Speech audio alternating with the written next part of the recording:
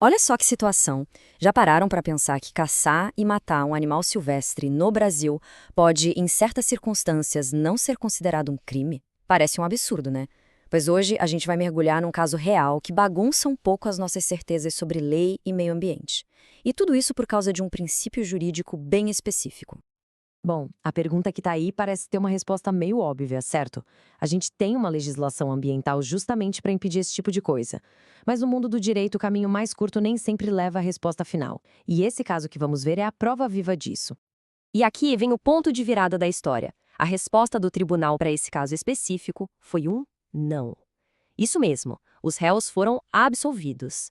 A grande pergunta que fica é: como isso é possível se a lei parece ter sido violada claramente? Para a gente entender essa decisão, primeiro a gente precisa olhar para os fatos, para o que realmente aconteceu. Então, vamos lá. Vamos voltar para o começo de tudo. Para a gente conseguir seguir a linha de raciocínio dos juízes, a gente precisa primeiro entender os detalhes do incidente. Os fatos do processo são bem diretos, não tem contestação sobre o que houve. Lá no Rio Grande do Sul, um grupo de pessoas foi pego depois de caçar e abater duas capivaras. Uma ação que, olhando assim de primeira, parece uma violação clara, preto no branco, da nossa lei de crimes ambientais. E, para ser mais exato, a acusação se baseou no artigo 29. Esse artigo proíbe matar, perseguir, caçar ou usar animais da fauna silvestre sem permissão. Ou seja, em tese, era um caso bem simples. A ação aconteceu e a lei é clara sobre isso. E é aqui que o quebra-cabeça começa a ficar interessante. Se os fatos não são questionados e a lei foi sim desrespeitada, como é que o sistema de justiça chega a uma absolvição? A resposta para isso está num conceito jurídico que é muito poderoso, mas que também gera bastante discussão. E aqui entra o grande protagonista da nossa análise, o princípio da insignificância. Ele é o conceito que vira o jogo completamente e que nos ajuda a entender a lógica por trás da decisão do tribunal. Para a gente entender, dá para pensar assim. O direito penal é tipo uma ferramenta muito pesada, feita para problemas grandes. O princípio da insignificância basicamente diz que não faz sentido usar essa ferramenta pesada para resolver uma coisinha pequena. Se o dano causado é mínimo, a justiça criminal pode entender que não vale a pena mobilizar todo o seu aparato. E o interessante é olhar a linguagem exata que foi usada na decisão. A base de tudo foi a ideia de que a caça daquelas duas capivaras causou uma ínfima lesividade ao bem ambiental tutelado pela norma. Traduzindo, o prejuízo para o meio ambiente, nesse caso específico, foi considerado muito, muito pequeno. Ok, então a gente já entendeu o princípio e já sabe os fatos. A grande questão agora é como o tribunal juntou as duas coisas. Vamos ver o passo a passo de como esse conceito foi aplicado na prática, no caso das capivaras. O raciocínio da corte seguiu basicamente 3 etapas. Primeiro, o fato concreto. 2 capivaras foram mortas. Segundo, a análise. A morte desses 2 animais gerou um abalo relevante para o equilíbrio ambiental? E terceiro, a conclusão do tribunal. Não. A perda foi considerada tão pequena que não justificaria uma condenação criminal.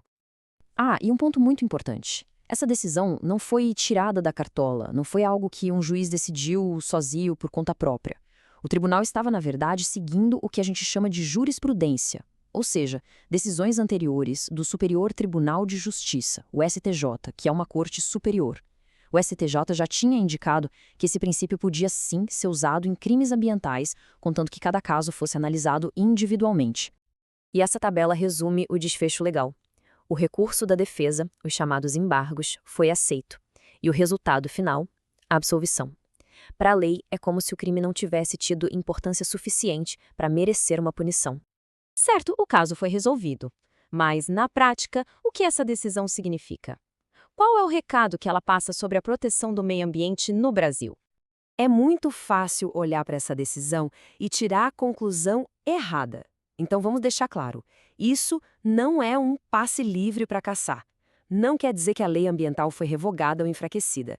E com certeza não quer dizer que a vida dos animais não importa. O que essa decisão representa é a aplicação de uma ferramenta jurídica bem específica que só funciona dependendo das circunstâncias de cada caso. E aqui está o pulo do gato. O foco da análise do tribunal não foi o ato, a caça, mas sim a consequência desse ato.